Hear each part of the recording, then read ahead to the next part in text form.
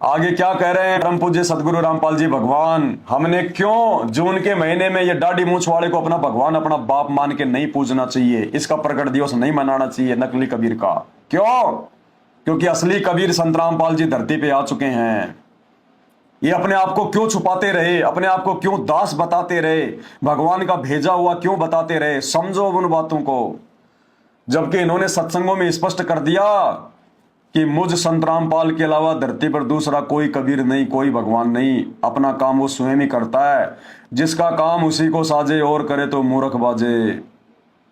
एक सत्संग सुनो परमात्मा का, जिसको सत्सेवकों ने सुना उनकी बुद्धि में आई ये बात है, और सत्सेवकों की बुद्धि में ये सत्संग सुन के ये बात आई तो हमने इस नकली कबीर को अपने घर से निकाल दिया। हम अपने दरबार साहिब में इस नकली कबीर को दंडवत नहीं करते, इसके आगे दीपक नहीं जलाते, इसका फोटो नहीं रखते। हम केवल असली कबीर को पूजते हैं। कौन सा सत्संग? ये 2 मिनट का सत्संग जो परमात्मा ने धर्मदास के माध्यम से बताया। धर्मदास से परमात्मा ने जब कहा कि धर्मदास 650 साल बाद में ऐसा ऐसा समय आएगा, ऐसा ऐसे काल लोगों को पत्थर पुजारी बढ़ा देगा, कोई राम कहनिया नहीं मिलेगा, तो धर्मदास ने कहा कि हे भगवान, वर्तमान में इतना बुरा समय चल रहा है, कोई आपकी बात नहीं मान रहा, मैंने भी आपकी बात नहीं मानी, कितना आप मेरे पीछे पड़े हैं, तब कहीं जाके मैंने आपकी बात सुनी। और परमात्मा आप कह रहे हो कि 650 साल बाद तो और भी बुरा समय आएगा। तो भगवान, जब आपका दास जाएगा 650 साल पहले तो कौन उसकी बात सुनेगा? तब परमात्मा ने देखा कि धर्मदास तो टेंशन में आ गया। तब परमात्मा ने सच्चाई बताई इस सत्संग के माध्यम से, आप और हमारी आंखें खोलने के लिए, ताकि हम वर्तमान के असली कबीर को पहचान लें और नकली कबीर को छोड़ दें। क्या कहा फिर परमात्मा ने धर्मदास को, जो सतगुरु रामपाल जी ने अपने मुख कमल से बताया कि धर्मदास, तेरे को सच्ची बात बता दूं कि उस कलयुग की बिचली पीढ़ी में मैं खुद ही जाऊंगा। परमात्मा ने सच्ची बात बता दी धर्मदास को कि धर्मदास मैं खुद ही जाऊंगा। और दूसरी तरफ फिर गुरुजी क्या कह रहे हैं कि उस काल के सामने गुरुजी ने थोड़ा सा भेद रखा। काल के सामने परमात्मा ने भेद रखा, उसको सच्चाई नहीं बताई। काल को कहा कि मेरा दास जाएगा, क्योंकि परमात्मा तो काल के सामने खुद तो थे नहीं, अपने बेटे के रूप में थे। तो परमात्मा ने कहा कि उस समय मेरा दास जाएगा, तेरी पोल पट्टी खोलेगा। जब धर्मदास को ये बातें सुना रहे थे कबीर जी, तो धर्मदास को टेंशन हो गई। तब परमात्मा ने देखा कि लाला जी है, कमजोर दिल का है, मरेगा। तब परमात्मा ने कहा कि धर्मदास, तेरे तो साची बताऊं, उस समय मैं खुद ही जाऊंगा। 12वें पंथ में हम ही चल आवें, सब पंथों को मिटा के एक पंथ चलावें। वाणी में ये कहीं नहीं लिखा हुआ कि 12वें पंथ में मेरा दास जाएगा। क्या लिखा हुआ है? 12वें पंथ हम ही चल आवें। और कहते हैं साधु वचन पलटे नहीं, पलट जाए ब्रह्मांड। इनका वचन नहीं पलट सकता, सूरज इधर उधर हो सकता है। तो सुनिए सत्संग परमात्मा का, जिसमें परमात्मा ने धर्मदास को आधार बनाकर जो वास्तविकता थी वो बता दी कि कलयुग की बिचली पीढ़ी में धर्मदास मैं खुद ही जाऊंगा, खुद ही, और सब पंथों को मिटा के एक पंथ बनाऊंगा। और काल के सामने परमात्मा ने थोड़ा सा भेद रखा। काल से कहा कि मेरा दास जाएगा, नहीं तो काल का कालजा फट जाए, उसका कलेजा फट जाए कि भगवान और मेरे ब्रह्मांड में आ रहा है, ये परमात्मा भूखा मारेगा, वह ले जाएगा सबको। तो है तो आत्मा सब परमात्मा की, इसलिए काल के सामने परमात्मा ने भेद रखा कि मेरा दास जाएगा। और धर्मदास को परमात्मा ने सत्य बता दिया, जो हकीकत है, कि मैं खुद ही जाऊंगा। सुनिए, उस बार में पंथ में मैं आऊंगा स्वयं, और फिर सभी पंथों को खत्म करके एक पंथ बनाऊंगा, और सारी सृष्टि मेरा ही नाम लेगी। तेरे 42 वंश क्या सारी सृष्टि न पार करूंगा धर्मदास, इन 42 की चिंता छोड़ दूं। तब उसका दिल डटा था, और काल के सामने परमात्मा ने थोड़ा सा भेद रखा कि मैं अपना अंश भेजूंगा। काल के सामने क्या कहा परमात्मा ने कि मैं अपना अंश भेजूंगा, दास भेजूंगा। और हकीकत जो थी वो धर्मदास को पहले बता दी परमात्मा ने कि मैं स्वयं ही जाऊंगा। सुनो,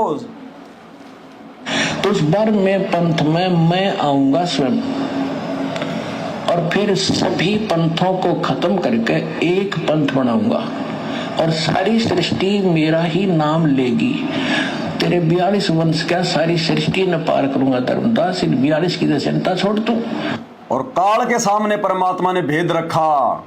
हकीकत तो धर्मदास को बता दी कि मैं स्वयं ही जाऊंगा, और काल के सामने क्या कहा परमात्मा ने कि मेरा दास जाएगा, मेरा अंश जाएगा। तब उसका दिल डटा था, और काल के सामने परमात्मा ने थोड़ा सा भेद रखा कि मैं अपना अंश भेजूंगा। इसलिए भाई और बहनों, इन सत्संगों को आधार बनाकर अब समझ में आ जानी चाहिए कि वर्तमान में असली कबीर, असली अल्लाह कौन है। और समझ में आ गया तो भाई इस नकली अल्लाह, नकली कबीर का जून के महीने में प्रकट दिवस मनाना छोड़ दो। अपने गुरुजी का 8 सितंबर को प्रकट दिवस मनाओ। इस नकली कबीर, काल्पनिक कबीर की फोटो को अपने घर पर मत रखो, दरबार साहिब में मत रखो। इसको दंडोत प्रणाम करके अपने गुरुजी को दुखी मत करो। दंडोत प्रणाम केवल अपने बाप को किया जाता है, एक भगवान को। इसके आगे ज्योत मत जलाओ, ज्योत केवल अपने गुरुजी के आगे जलाओ। आत्मा का साथी एक ही है, दो नहीं है। कुल का खाविंद एक है, दूजा नहीं गवार। दो कहे सो दो जग की, यमपुर पकड़ा जाए। इसलिए हम सत्सेवक 8 सितंबर को केवल अपने गुरुजी का प्रकट दिवस मनाते हैं। रियल कबीर का, नकली कबीर का, दाढ़ी मूछ वाले कबीर का, 650 साल पहले वाले कबीर का हम जून के महीने में ना प्रकट दिवस मनाते हैं और ना किसी मूर्ख का साथ देते हैं। आगे तो गुरुजी ने बिल्कुल रिकॉर्ड तोड़ दिया। गुरु और गोविंद के बीच का पूरा भेद ही समाप्त कर दिया। स्पष्ट कर दिया परमात्मा ने कि तुम्हारा गुरु ही तुम्हारा इष्ट है। आज संत रामपाल जी की 90% संगत अपना गुरु तो मानती है संत रामपाल जी को, और इष्ट मानती है कबीर जी को।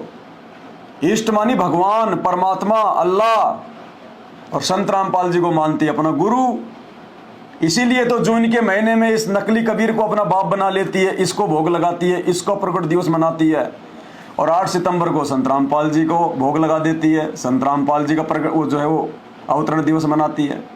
डुअल मोड, एक आत्मा के दो पति, वैश्या भक्ति कर रही है संगत। अब सतगुरु रामपाल जी ने इस भेद को समाप्त कर दिया, बिल्कुल आंखें खोल दी हम सत्सेवकों की परमात्मा ने आशीर्वाद देकर कि बेटा तुम्हारा गुरु ही तुम्हारा इष्ट है, और जब तक अपने गुरु को ही इष्ट रूप में नहीं पूजोगे तब तक तुम्हारा मोक्ष नहीं हो सकता।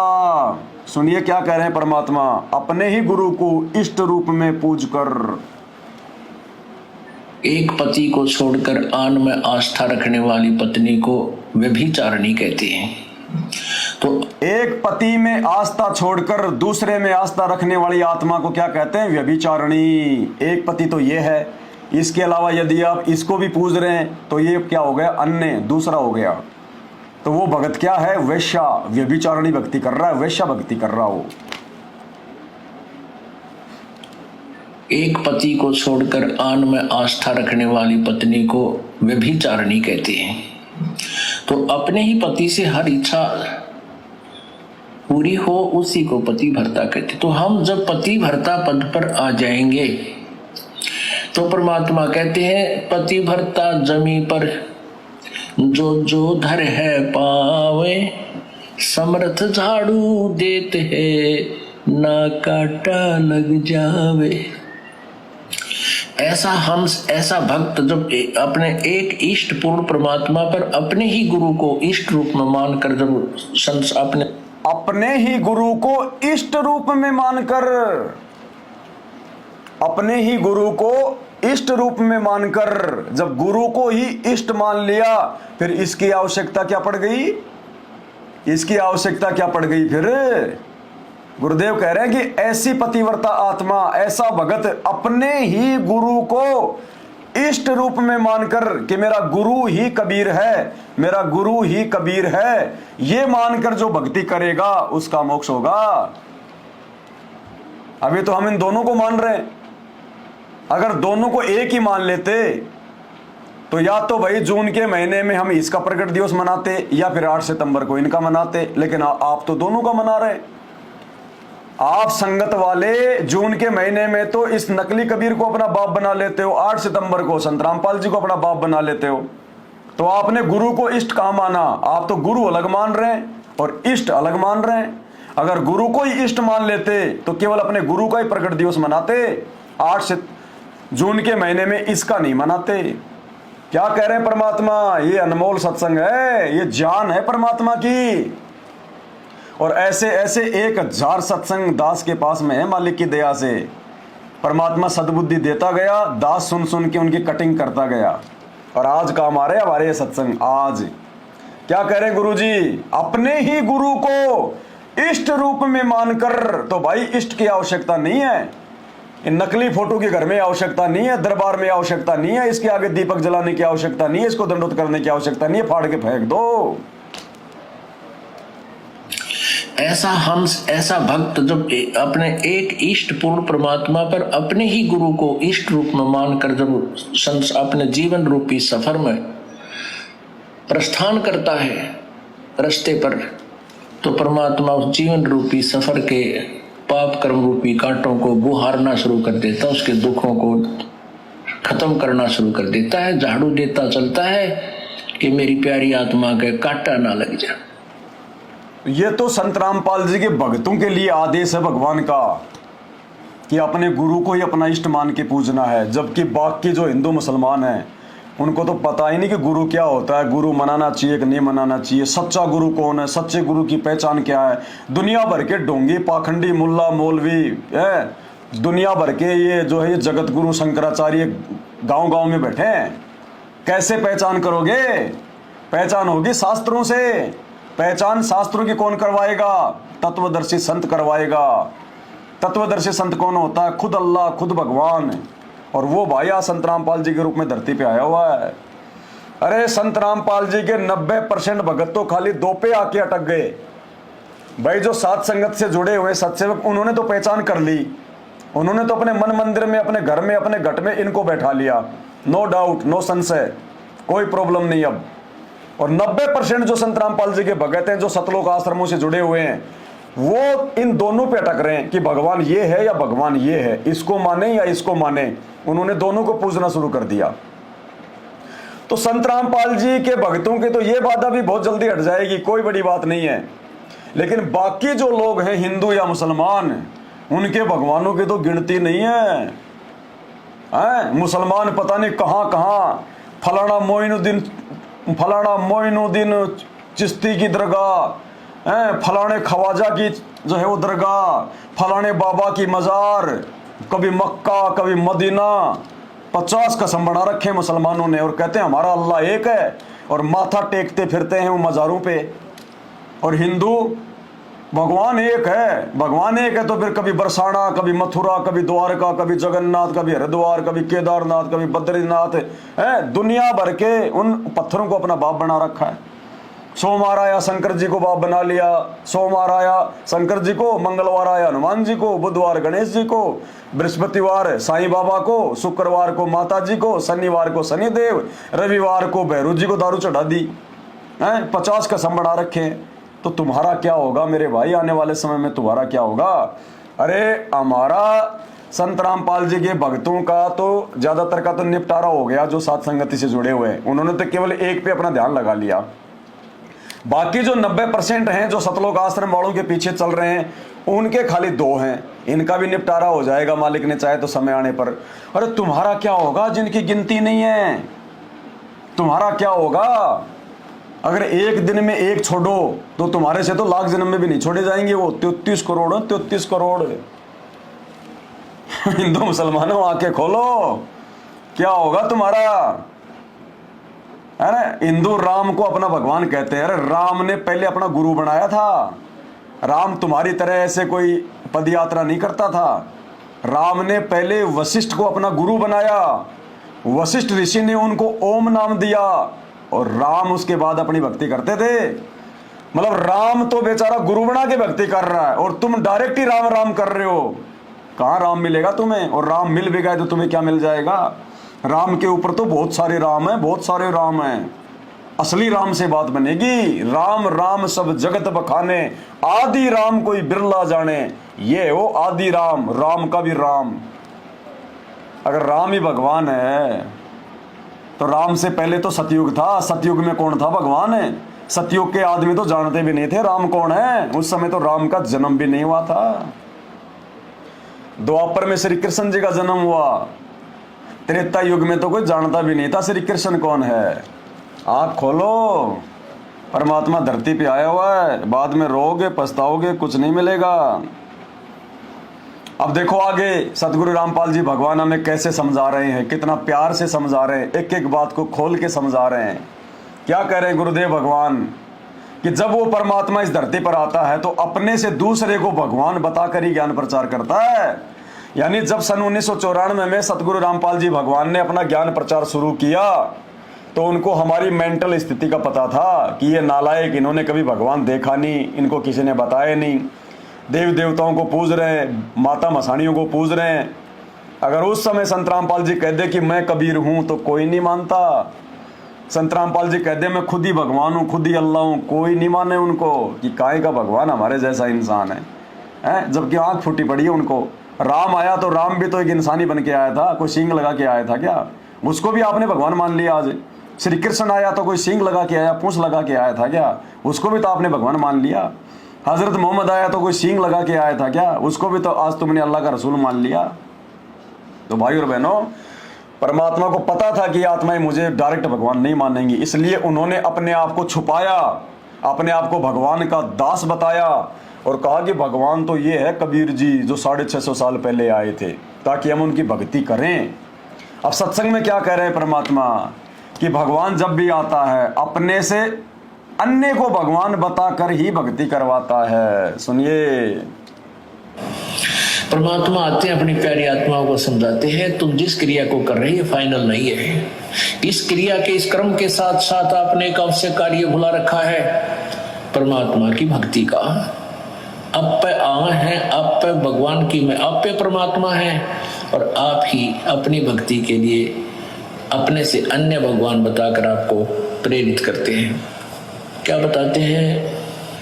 आप पे भगवान है, आप ही आते हैं, आप ही भगवान हैं, आप ही आते हैं, लेकिन अपने से अन्य को भगवान बताकर हमें भक्ति पर लगाते हैं। अब संगत की आंखें खुल जानी चाहिए कि खुद ये भगवान, खुद ये कबीर और हमसे भक्ति करवाने के लिए हमारी मानसिक स्थिति को देखते हुए अपने से अन्य को भगवान बताकर इन्होंने हमसे भक्ति शुरू करवाई। लेकिन अब तो समझ में आ जाना चाहिए कि असली कबीर कौन है। और समझ में आ गया कि असली कबीर ये है तो छोड़ दो इस कबीर को, अपने घर से निकाल दो, अपने दरबार में मत रखो इस फोटो को, इसको दंडवत करना छोड़ दो, इसके आगे जोत जलाना छोड़ दो, जो उनके महीने में इसका प्रकट दिवस मनाना छोड़ दो। असली कबीर को रिझाओ, इसको भोग लगाओ, इसको अपना बाप मनाओ, इसको भगवान मानो, इसकी महिमा करो जैसे सत्सेवक कर रहे हैं, साथ संगत वाले भाई बहन कर रहे हैं। एकमात्र इसी का जयकारा लगाओ। तो दोबारा सुनो एक बार क्या कह रहे हैं परमात्मा कि वो खुद ही भगवान, खुद ही परमात्मा, लेकिन अपने से अन्य को भगवान बताकर हमें भक्ति पर लगाते हैं। परमात्मा आते हैं, अपनी प्यारी आत्माओं को समझाते हैं तुम जिस क्रिया को कर रहे हो फाइनल नहीं है। इस क्रिया के, इस क्रम के साथ साथ आपने एक अवश्य कार्य भुला रखा है, परमात्मा की भक्ति का। अब पे आ है, अब पे भगवान की मैं, अब पे परमात्मा है और आप ही अपनी भक्ति के लिए अपने से अन्य भगवान बताकर आपको प्रेरित करते हैं। क्या बताते हैं? उस समर्थ की रीझ छुपाई, उस परम पिता, उस समर्थ परमात्मा ने तेरे ऊपर रीझ के यानी प्रसन्न होकर तेरे को माँ के पेट से बाहर निकाला। जब तू रो रहा था, तड़प रहा था और वचनबद्ध हो रहा था कि भगवान मैं कसम खाता हूँ आपको, आपकी भूल नहीं पड़ेगी, मैं आपकी भक्ति किया करूंगा। अरे फिर बार आते भूल गया। उसके लिए क्या बताते हैं, उस समर्थ की रीद छुपाई इब कुल कुटुंब से राता, गर्भ के अंदर वचन भरे थे कहाँ गई वो बाता। कितने प्यार थे। कहते अब तक तो ये दिक्कत न बेटा बेटी कार को ठीक भगवान दिखाई ना देता। तो क्या बताते हैं कि उस समर्थ की रीद छुपाई, जिस परमात्मा ने प्रसन्न होकर तेरे को सकुशल माँ के गर्भ से बाहर निकाल दिया, उसको भूल कर तू भी एक दूसरे पर आश्रित हो गया है। मेरा बेटा ऐसा है, मेरा बेटी ऐसी है, इतनी कमाई करती है, फलाना करती है, और भूल गया भगवान को। उस समर्थ की रीद छुप। भाई और बहनों, परमात्मा ने बड़े प्यार से समझा दिया कि जब परमेश्वर आते हैं, धरती पर आता है वो अल्लाह, वो भगवान, तो दुनिया तो जानती नहीं, दुनिया तो पहचानती नहीं, क्योंकि हिंदू मुसलमानों का तो उनके धर्मगुरुओं ने माइंड सेट कर रखा है कि अल्लाह बेजून है, अल्लाह बेचून है, अल्लाह दिखाई नहीं देता, भगवान निराकार है, भगवान निराकार है। अरे भगवान निराकार है तो ब्रह्मा विष्णु महेश की मूर्ति बना के क्यों पूज रहे हो? मूर्ति तो साकार है। अरे जिसके तुम मूर्ति बना के पूज रहे हो उसके तो आंख नाक कान सब कुछ है, वो तो साकार है। और दूसरी तरफ कहते हो भगवान निराकार है, इसका मतलब वो भगवान, वो अल्लाह ब्रह्मा विष्णु महेश से कोई और है। ये मुसलमान भाई ये कहते हैं अल्लाह निराकार है, अल्लाह दिखाई नहीं देता, अल्लाह इंसान के रूप में नहीं आता है। और फिर जितने भी मुल्ला मौलवी हैं उनके पैरों में जाके सिजदा करते हो तुम। अरे सिजदा तो अल्लाह को किया जाता है, मज़ारों पे जाके, उन पत्थरों पे जाके तुम लोग जुमल की माथा टेकते हो, उन मस्जिदों में जाके तुम मतलब सिजदा करते हो हैं, और फिर कहते हो अल्लाह, अल्लाह तो निराकार है। तो फिर वो मज़ारों में क्यों माथा टेक रहे हो? उन मुल्ला मौलवियों के क्यों माथा टेक रहे हो? तो भाई यहाँ सब भूले पड़े हैं, किसी को ज्ञान नहीं है भगवान का। भगवान का ज्ञान केवल भगवान ने आके दिया है और दे रहे, और जो मान लेगा उसका बेड़ा पार है, नहीं तो 84 लाख योनियां तैयार है, चाहे हिंदू हो, चाहे मुसलमान हो, चाहे सिख हो, चाहे ईसाई हो, भगवान का विधान सब पे लागू है।